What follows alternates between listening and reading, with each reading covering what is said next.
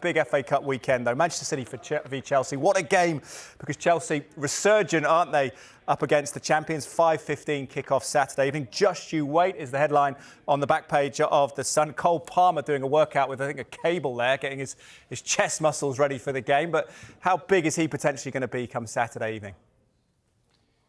He has been one of the stars of the season, and we're all at the moment trying to decide who to vote for as Footballer of the Year. And Cole Palmer's got a shot. He's had a fantastic season at Chelsea, and kind of unexpected as well, because prior to going to Chelsea, he was a bit part player at Man City, and that's the crux of this story that Pep Guardiola said he's been trying to leave, or had been trying to leave City for the last 2 years. But there's no right answer to this, because you can look at the way that Pep handled Phil Foden. He kind of, over the years, gradually upped his kind of appearances, and now he's obviously Phil Foden. He's one of the best players in the world. He's a key player at Man City, but he had to be patient.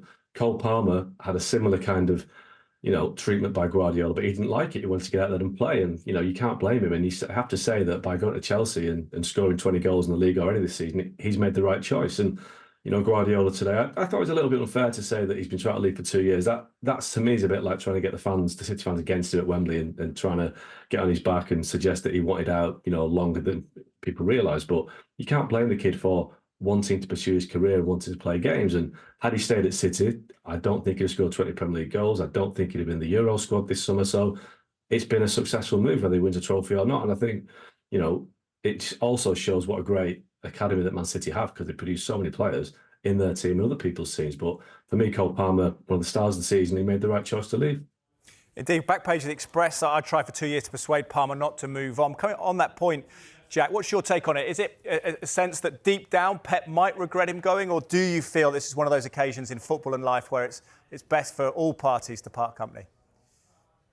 I think it can be a bit of both, really. It was definitely best for all parties at the time that they parted. He wasn't really going to get in. Manchester City got a very good fee from him, 40 million, rising up to 42.5, I think, from Chelsea last summer, which raised a couple of eyebrows at the time. But he's worth far more than that now. He's been absolutely incredible for Chelsea, and I think, like Mark was saying, we are deciding who to pick for Footballer of the Year at the moment. And while Rice and Rodri and Foden and Odegaard may be doing it higher up the table, there's no one playing quite as well as Cole Palmer is in such a dysfunctional team and environment at Chelsea. So what he's managed to do at such a young age is incredible. And I think it'll be hard for people at Manchester City not to look and think maybe we did make a mistake there, but you just have to look at where they are on the table, and they can almost afford to make mistakes like that because they get the best of it. They maybe miss out on a fantastic player, but they have got a great fee for it.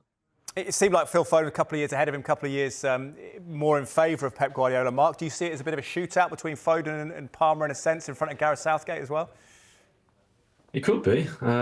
I think with Foden, he's got a lot more people alongside him that can do the shooting. I think with Chelsea, it's basically Cole Palmer. If he turns up, they've got a chance. If he doesn't, if he has a poor game, I think Chelsea's got no chance. But I'm just looking forward to the penalty at the end of the game to see who takes the penalty and the shooter, if they're all lining up to take them as they were on Monday night. But no, it's a big game. It's a big game for Chelsea. And I think the sense that because City lost that game so dramatically against Real Madrid on Wednesday, that they can be quite vulnerable on Saturday.